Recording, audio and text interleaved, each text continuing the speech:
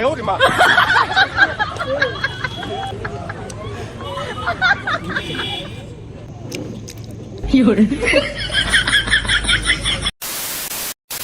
hey guys, welcome back to my YouTube channel to a new vlogs. So guys, finally আবারও চলে এসেছি একটা interesting video নিয়ে। আর আজকের ভিডিওটা অন্যরকম হতে চলেছে। বল ভাই, কতদিন পরে আজকে মাঠে আসলাম? 2 মাস। আর মাথার উপরে যে গাছটা আছে না, সেরা লাগছে বললে হবে না, এটা আলাদা একদম। আমরা অনেক ফুড ব্লগ করে ফেলছি, ঠিক আছে? মানে আমরা যে লাইফস্টাইল ব্লগ করছিলাম, লাইফস্টাইলের থেকে ফুড ব্লগটা বেশি হয়ে যাচ্ছে, ফুড ব্লগটা বেশি হয়ে যাচ্ছে। তার জন্য আমরা ভাবলাম যে আমাদের মধ্যে একটা আলোচনা করার দরকার, ঠিক আছে? যে ফুড ব্লগ করবো না লাইফস্টাইল ব্লগ করব, যেহেতু আমাদের সঙ্গে যে কজনাই থাকে সবাই কম বেশি ব্লগ করে। হ্যাঁ, আর একটা জিনিস আমরা ভাবছি যে একটু ফুড ব্লগটা বেশি হয়ে যাচ্ছে, সেটা কমিয়ে দেবো।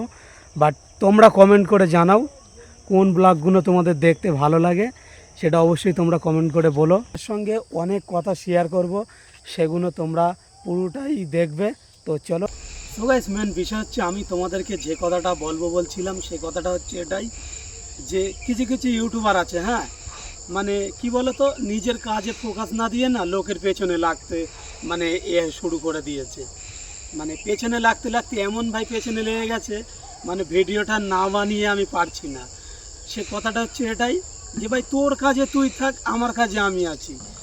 দেখো, ছোট মানুষ থেকে যখন সে বড় হয়ে যায় না, এই কথাটা কিন্তু বাস্তব কথা। ছোট মানুষ থেকে যে বড় হয়ে যায় তার কিন্তু ঘ্যাম অন্যরকম থাকে, ঠিক আছে? কিছু কিছু ইউটিউবার বলছে যে আমি ছোট থেকে বড় হয়ে গেছি, আমার উপরে হিংসা করছে, ঠিক আছে? বাট আমি সেটা তোমাদেরকে বলছি, যদি ছোট ইউটিউবার কারোর যদি হিংসা করে, কারোর জন্য কারোর যায় আসে না, ঠিক আছে? মানুষের উপকার যখন হয়ে যায় না, সে নিজেকে অনেক কিছু মনে করে, এটাই বাস্তবতা। আর এটাই আমি দেখছি। আর সময় অসময়, এটা তোমরা সবাই জানো, সময় অসময়, অসময় যে পাশে থাকে সেই হচ্ছে আসল বন্ধু, ঠিক আছে? আর দরকার মিটে গেলে, সময় পার হয়ে গেলে যখন সে আসে না, সে কোনো বন্ধু হয় না।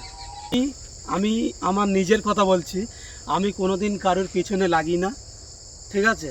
আর কোনোদিন লাগতেও চাই না। আমি মনে করি সে যদি আমার বিষয় কোনো কিছু বলে, অবশ্যই তাকে বলতে দাও, তত আমারই ভালো হবে। ভিডিও বানাক, আমার তাতে কোনো সমস্যা নেই। বাট আমি কাউকে এরকম ভিডিও করে কাউকে বলতে চাই না। আর এই ভিডিওটাও বানাতাম না। রিসেন্টলি দেখছি যে 4-5টা ভিডিও পাবলিশ করেছে, এরকম কিছু কিছু কথা বলে যে আমার উপরে হিংসা করে, আমার উপরে হিংসা করে এ করে, আর যত হিংসা করবে তত আমার ভালো হবে, এরকম কথা শুনতে দেখেছি, ঠিক আছে? তা আমার কাছে কথা হচ্ছে যে হিংসা যদি করতাম, আমার হিংসা করে কোনো লাভ হবে? এটা তোমরা আগে বলো তো, যে কেউ যদি কারোর উপরে হিংসা করে তার কোনো দিন লাভ হবে না, ঠিক আছে? তারা আরও ক্ষতি হবে। তো ওই জন্য বলছি, হিংসা আমার মধ্যে নেই। আর যদি হিংসা থাকতো, অনেক আগের থেকে হিংসা করতাম আর একসঙ্গে ঘুরতাম না। আমাদের মাঠে তো অনেকক্ষণ আড্ডা ফাড্ডা মারলাম আর অনেক ফটোশ্যুট করলাম, বেশ ভালো লাগলো। আর সবথেকে বড় কথা হচ্ছে যে আমরা গ্রামে বাস করি, ঠিক আছে? আর গ্রামে ভাই এই যে পাখির আওয়াজ, সবুজে ভরা ঘাস, এটা ভাই একটা আলাদা রকমই, বললে হবে না। আর যে কথাগুলো বলছিলাম যে হিংসা করা, এ করা, ঠিক আছে, এগুলো কিছু কিছু লোকের জন্য বললাম, বাট তোমরা কিছু মনে করো না। আর কেমন ধরনের মানুষের সঙ্গে মেশা দরকার, এগুলো তোমরা যদি জেনে থাকো অবশ্যই কমেন্ট করে বলো। আর সবথেকে বড় বিষয় হচ্ছে, সন্ধ্যা তো হয়ে গেছে নাকি? সন্ধ্যা হয়ে গেছে, এখন আর কিছু বলতে চাই না। আর দেখা হবে আবার সন্ধ্যার পর, চলো। আর বলতে বলতে আমরা তো চলে এসেছি একদম পুরো রিভোর ক্যাফে। আর এখানে এসে ফার্স্ট আমরা নিয়েছিলাম চা, ঠিক আছে? চাটা খাওয়ার পরে তারপরে ইমরানকে বলছিলাম চল তাহলে চাউমিন খাই সবাই নাকি, তো ওরাও বলছে যে হ্যাঁ ঠিক আছে। আর এখানে দেখতে পাচ্ছি চাউমিন চলে এসছে। এখন আলিমুদ্দিনকে বলছি ভাই তুই রিভিউটা দে, তো ও খেয়ে বলছে ভাই সত্যি খুব সুন্দর হয়েছে।